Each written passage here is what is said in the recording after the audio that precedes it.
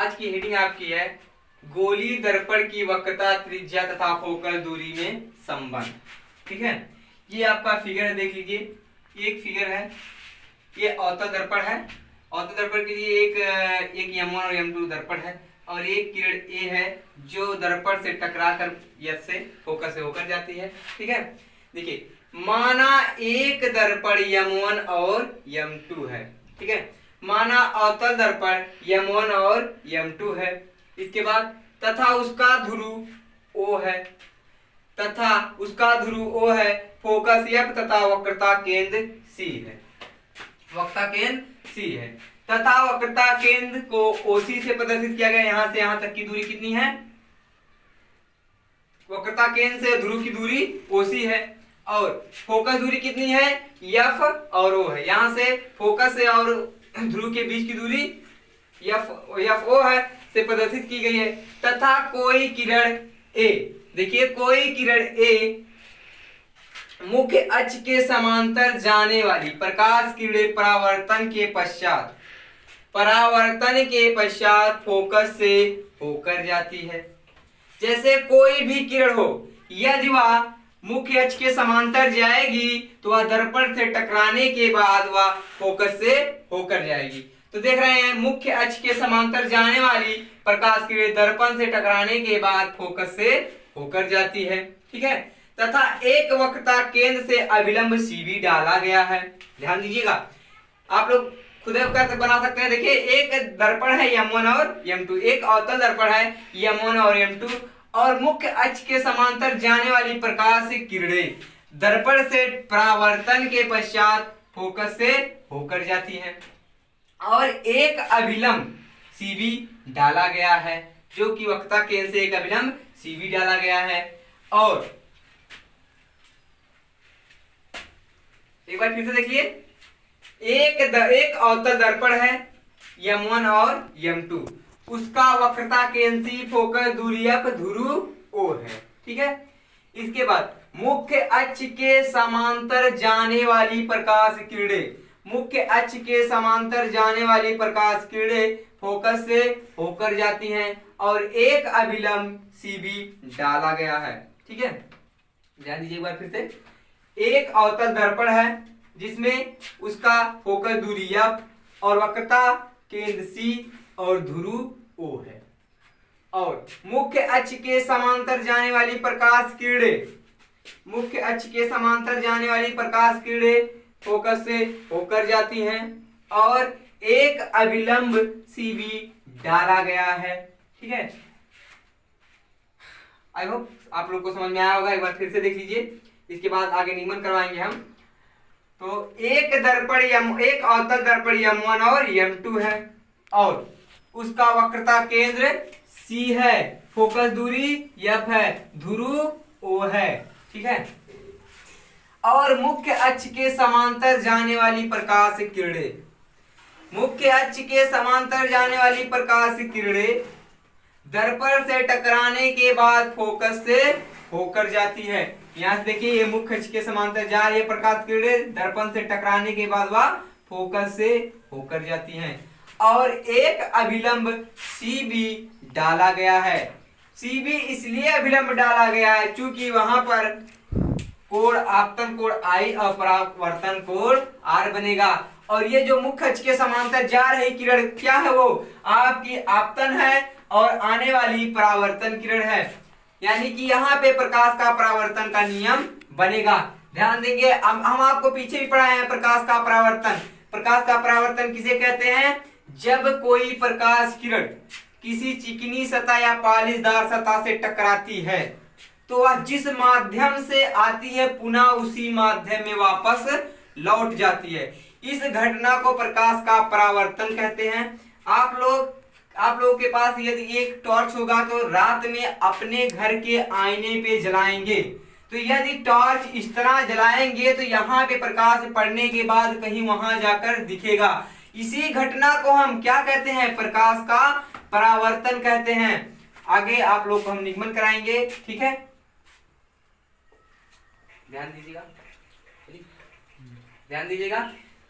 आपको हमने अभी इसका थ्योरी बताया है, एक बार थ्योरी फिर से सुन लीजिए कि जो है इसकी ये अवतल दर्पण है कि M1 M2 अवतल दर्पण है, इसका वक्रता कैंसी है और फोकस दूरी F है। ठीक है। और कोई भी प्रकाश की किरण मुख्य अक्ष के समांतर जाने वाली प्रकाश किरणें दर्पण के परावर्तन के पश्चात फोकस से होकर जाती है और एक अभिलंब हमने CQ डाल दिया है। ठीक है। और इसका आपतन कोण I, परावर्तन कोण R है। ठीक है। आगे देखिए निगमन है इसका, कोण PQC बराबर है कोण FQC। देखिए कोण PQC बराबर है कोण FQC। देखिए कोण FQC, देखिए ध्यान दीजिएगा, कोण PQC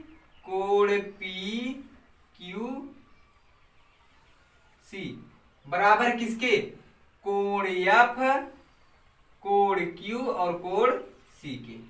चूंकि इसलिए बराबर है कि इसका आपतन कोण, ये आपतन कोण है और ये परावर्तन कोण है। आपतन कोण तथा परावर्तन कोण आपस में बराबर होते हैं, हमने प्रकाश के परावर्तन के नियम में आपको पढ़ा दिया है।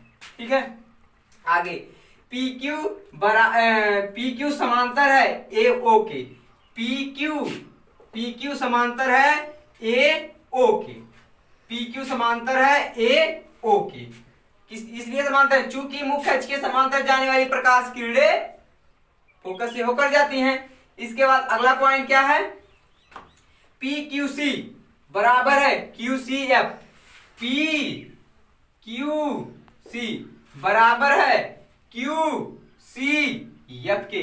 चूंकि यह एकांतर कोण है, PQC बराबर है OCF के, चूंकि यह एकांतर कोण है, इसीलिए FQC बराबर QCF होगा। ये भी एकांतर ही कोण है। OCF में OF बराबर CF के, कह रहा है OF बराबर CF के। यदि OF प्लस CF कर दिया जाएगा तो हमारा कितना प्राप्त हो जाएगा, CO। ठीक है, ध्यान देंगे थोड़ा सा, यहाँ पे आप लोग ध्यान देंगे।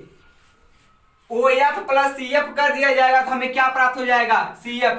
चूंकि यहाँ इतनी दूरी मान लीजिए 2 है, इतनी दूरी मान लीजिए 2 है, कह रहा है OC ज्ञात कीजिए। 2 और 2 मिलकर कितना होगा, 4 होगा। हमने कैसे प्राप्त किया, OF को जोड़ा और OC को जोड़ा, इसीलिए हमारा 2 और 2 मिलकर 4 प्राप्त होगा। अभी आगे इसी का मान हमें रखना है। यदि Q दर्पण के ध्रुव O के समीप कर दिया जाए, यदि ये जो दर्पण Q है इसको O के समीप कर दिया जाए तो वक्रता त्रिज्या भी कम हो जाएगी इसकी। जब इसको इसके पास लाया जाएगा तो ये भी कम हो जाएगी, इसके पास चली जाएगी, तो OF बराबर QF बराबर हो जाएगा आपका OF के। ठीक है, QF बराबर OF माना जा सकता है क्योंकि दर्पण का द्वारक छोटा कर दिया गया है, जो OC है उसके पास में चला गया है। ठीक है, इसके बाद OF बराबर CF बराबर 1/2, OF बराबर CF, इसके ये बराबर है तो इसका आधा तो यही होगा ना, OF प्लस CF होगा कि नहीं होगा, होगा ना। ठीक है, तो OF बराबर CF यानी कि CF बराबर हो जाएगा, CF बराबर कितना होगा, 1/2 OF प्लस CF। कह रहा है कि CF बराबर इसके बराबर कह रहा है 1/2 OF प्लस CF। यानी कि यदि इसकी दूरी 2, इसकी दूरी 2, ये दोनों को जोड़ा जाएगा 4 आएगा तो 2 से भाग कर देंगे तो उसका आधा प्राप्त होगा कि नहीं होगा, हो जाएगा ना। क्लियर है। ठीक है, आगे चलते हैं। इसके बाद 1/2 FC बराबर OF, यहां से देखिए FC बराबर OF, हमने यहीं पे OF प्लस CF की जगह पे हमने ये मान रख दिया। आपको OF प्लस CF बराबर हमने क्या बताया है, CO, उसकी जगह पे हमने ये रख दिया। और OF बराबर आपकी क्या यहां से यहां तक की है, ये फोकस दूरी है, इसलिए यहाँ पे फोकस दूरी हो गई। और OC बराबर क्या है आपका, वक्रता त्रिज्या है, इसलिए वक्रता त्रिज्या हो गई। फोकस दूरी को F से प्रदर्शित करते हैं, वक्रता त्रिज्या को R से, और हो गया फोकस दूरी तथा वक्रता त्रिज्या में संबंध है F बराबर R/2। एक बार फिर से देख लीजिए, जब जब कोई किरण मुख्य अक्ष के समांतर जाती है दर्पण से परावर्तन के पश्चात फोकस से होकर जाती है।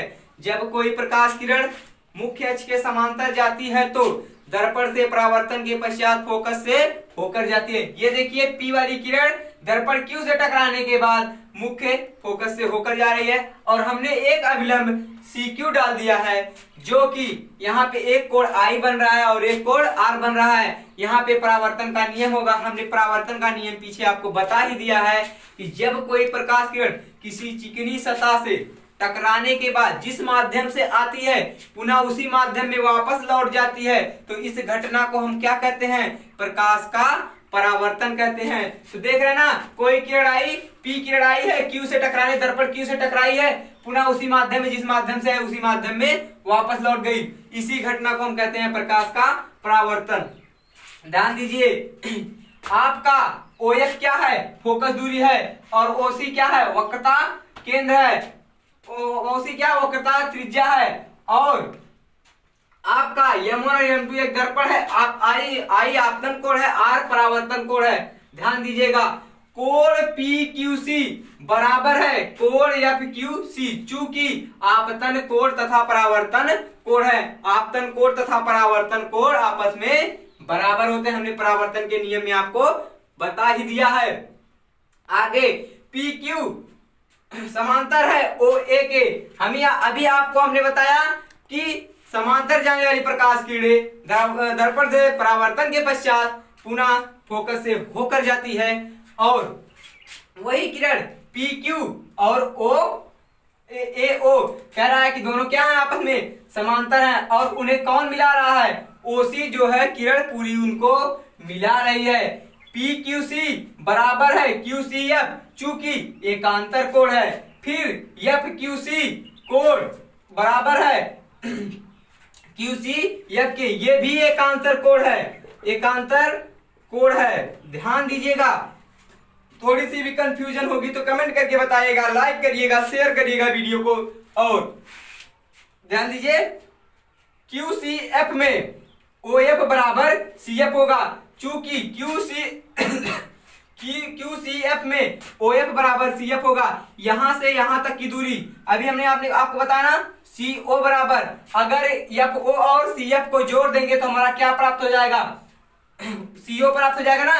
इसीलिए कह रहा है कि यदि दर्पण का द्वारक, यानी कि दर्पण जो ये है, ये देखिए ये जो है, अगर इसको यहां से इसके बजाय यहीं पे कर दिया जाए तो उसके ध्रुव के पास ही कर दिया जाए तो वक्रता केंद्र भी छोटा हो जाएगा। ठीक है, वक्रता केंद्र भी जब छोटा हो जाएगा तो QF बराबर OF हो जाएगा।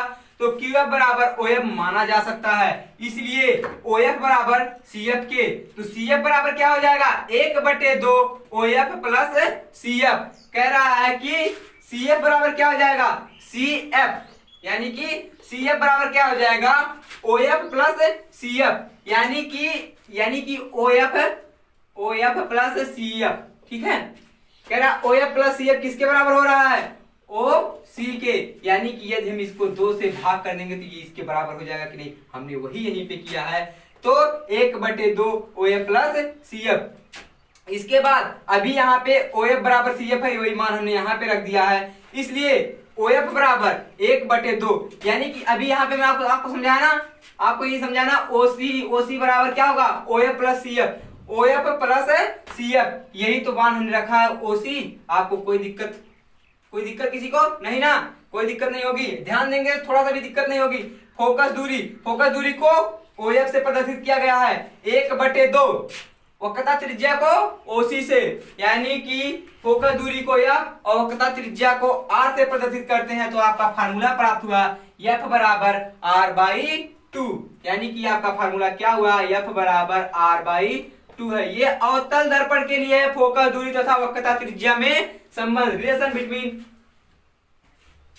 ठीक है, कोई दिक्कत हो तो बताइए, और अगर दिक्कत होगी तो कमेंट जरूर करिएगा और वीडियो को शेयर करिएगा, जितना हो सके उतना शेयर करिएगा।